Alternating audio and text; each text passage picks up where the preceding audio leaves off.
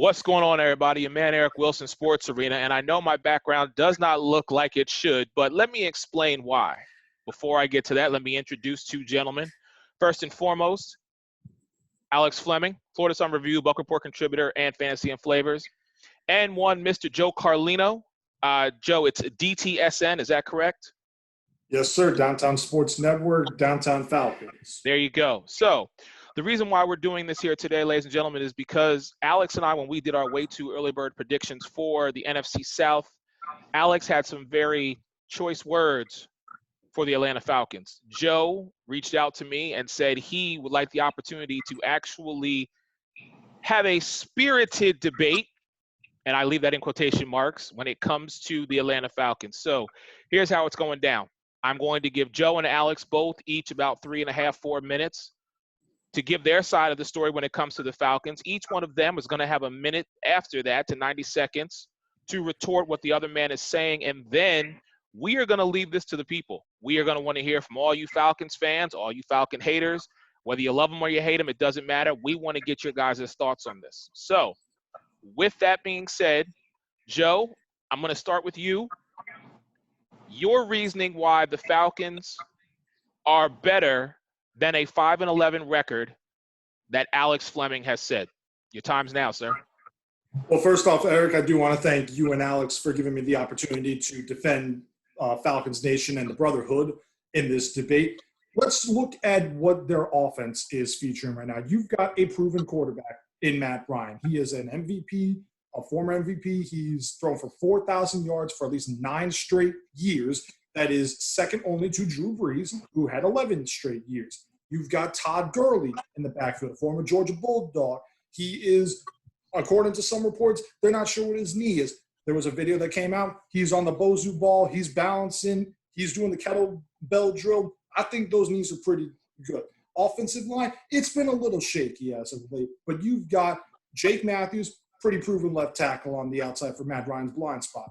Left guard, still a little shaky. That's what they drafted Matt Hennessy for, but you got Jamon Brown and James Carpenter on there. You got Alex Mack, who's a proven center in this league. He had the whole career in Cleveland. Now he's in Atlanta.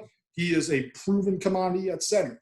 And the right side of the line, we got Chris Lindstrom, Caleb McGarry. They were both injured for most of last year. When they came back, we were 4-0. When that side was together, 4-0.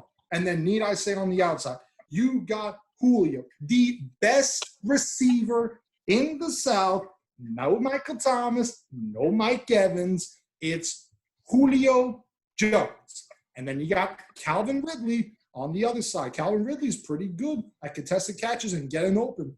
Then you added Laquan Treadwell. Some people said he's a bust, but he might have an opportunity in this offense because you're going to have to double Julio. You'll have to double Ridley. Maybe you throw Laquan Treadwell on the slot. You had Hayden Hurst, who people forget, he was selected by Baltimore right before Atlanta selected Ridley at 25th overall. And yes, Mark Andrews took more of the reps with Lamar Jackson. They built chemistry. So Hayden Hurst comes in. He's now replacing Austin Hooper, who went to Cleveland for 4 years, $44 million. I'm all for that. Best of luck to you, Austin Hooper. So that leaves 11 potential first-round starters on offense. No NFL team has ever done that before. 11 first-round starters. Then you go to the defense, which has been suspect of years. You got Dante Fowler, who they signed for 3 years. Could have had Robert Quinn. He went over, or was it Leonard Floyd? One of them went over to Chicago, but it was between Chicago and Atlanta. You got Grady Jarrett on the interior, who is a pretty damn good fifth-round steal, if you ask me. On the linebacker core, you got Deion Jones.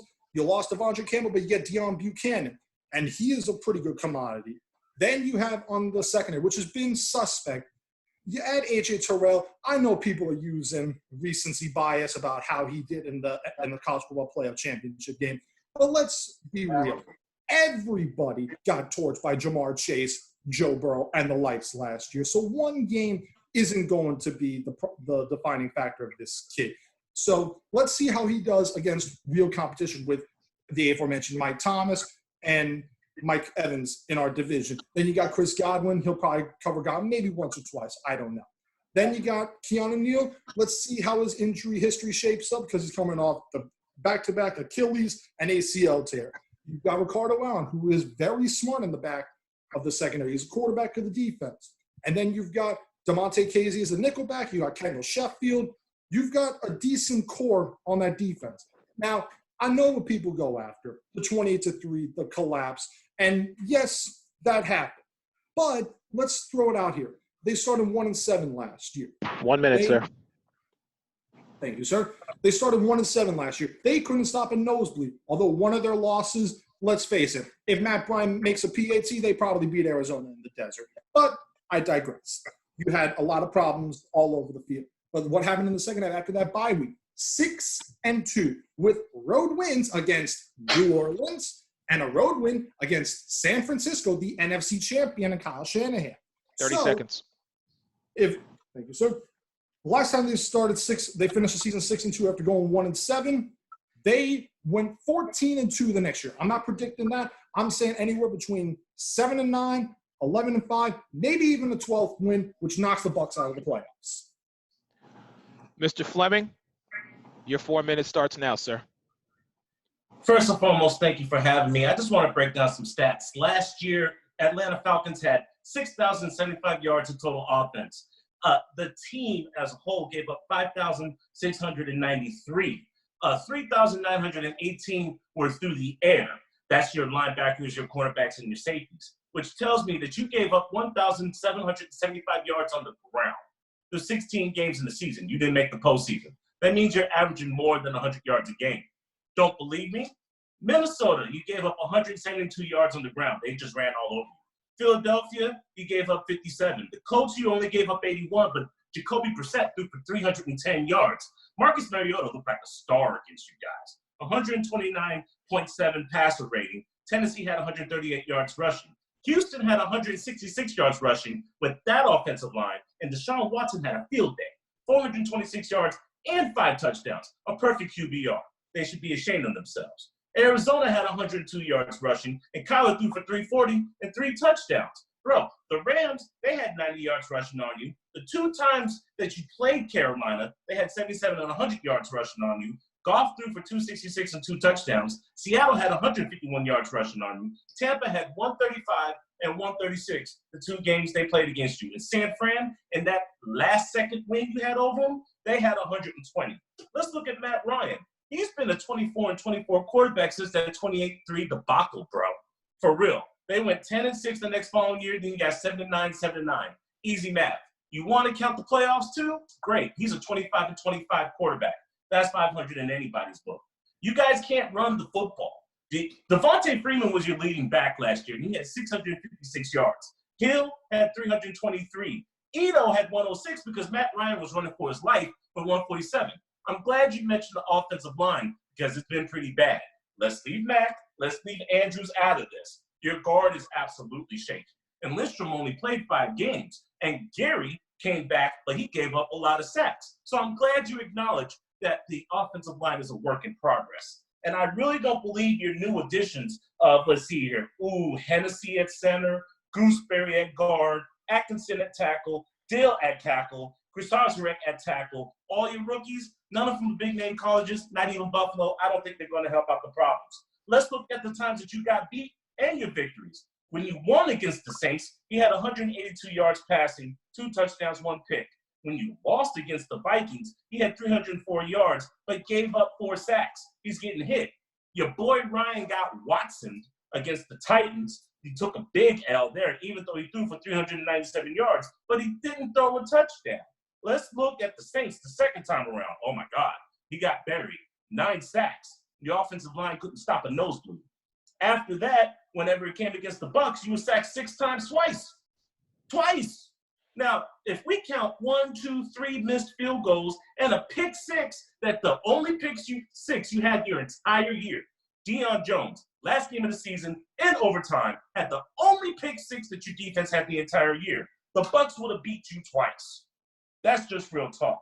Oh, and last but not least, you took a big 5 sacks, another Watson, against the Rams with the 60.6 QBR. Your defense had a total of 12 interceptions with 1 defensive touchdown, which I just mentioned. They had a total of 28 total sacks. Guess what? The O-line gave up 50. And 8 of those 28 total sacks you just lost because Vic Beasley is now in Tennessee. 30 seconds. Bro, you had a 3-game and a 5-game losing streak in 2018. And since the debacle of the Super Bowl, you guys have been nowhere to be found. And do you really think Dante Fowler is a replacement for Vic Beasley? His total career sacks is 27.5. Beasley had 37.5. 10 seconds, Alex. 10 seconds. All right, this is all I'm going to say. The Atlanta Falcons are the least worst in that division. The only people they're scaring are those kitty cats in Carolina. 5-11 at best. Okay. Joe, I'm going to give you 90 seconds to retort. Alex, after that, you are going to have 90 seconds. Gentlemen, I'm going to cut you, so we got to keep it on. So, Joe, 90 seconds. Retort starts now.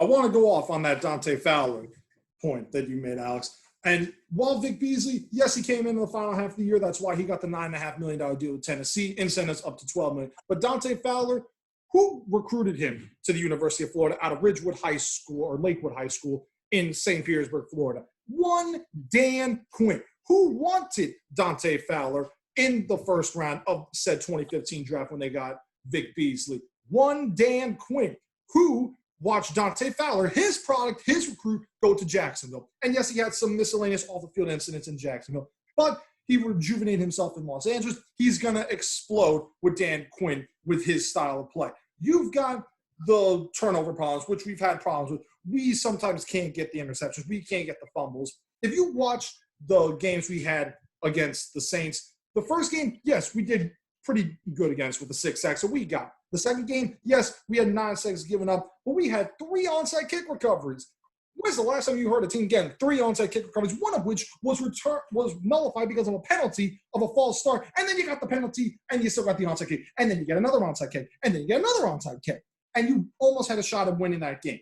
Going off against the Bucs, Shaq Beard, very tough. We'll acknowledge that. He should have had more opportunities in Denver. I think he's going to be all right. But I don't understand how that defense, and also adding Brady, adding Gronk, adding Tristan Wirfs, who everybody says you stole in the first round. I'm trying to figure it out here, guys. If this goes south. Time's up, sir. Time's up. You got to give me the last word. Come on.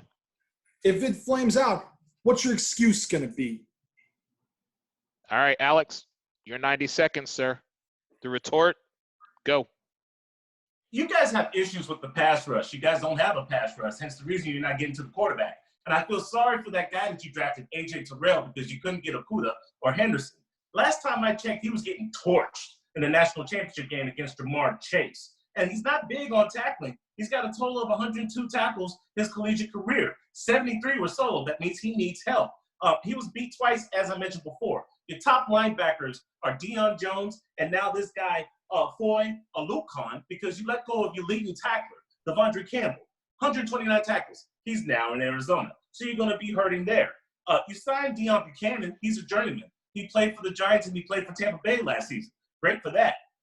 Campbell covered your tight ends. Now you're going to have an often injured Keanu Neal do that for you. That's not just going to work. That's just not going to work. Your rookie class, you only have 3 or 4 people who can actually start and replace. You got 2 defensive end rookies. You got 3 defensive tackle rookies. You got 2 linebacker rookies. Neither of them I even heard of, not even Jordan Williams from Baylor. You got 2 cornerback rookies. Tyler Hall was getting burnt in Wyoming. I already mentioned A.J. Terrell, who's going to have to cover can't guard Mike Evans, Chris Godwin, and DJ Moore. Burnt toast. I feel sorry for him. Your safeties accounted for 230 of the 1,058 tackles total for the team. Neal only played 3 games. Your linebackers accounted for 348 tackles of 1,058. That's a big portion that belonged to Vic Beasley. Final word, Alex. Had to tackle Final 155 tackles of 1,058. You only had 17 forced fumbles and you only recovered 8. The NFC South has gotten a lot better. You can't stand up to Tampa now. Brady, you've never beat Brady as an Atlanta Falcon. Hey, I got to cut you. Alex, I got to cut you. That's it. That's it. All right, guys. I appreciate your time. Thank you very much. Ladies and gentlemen, we are going to leave this up to you. We want to hear your thoughts and feedback on this conversation between Mr. Joe Carlino of DTSN for the Atlanta Falcons and my man, Alex Fleming, Buck Report contributor. Leave your posts, leave your comments. We will all talk to you soon. Everybody have a great night. See ya.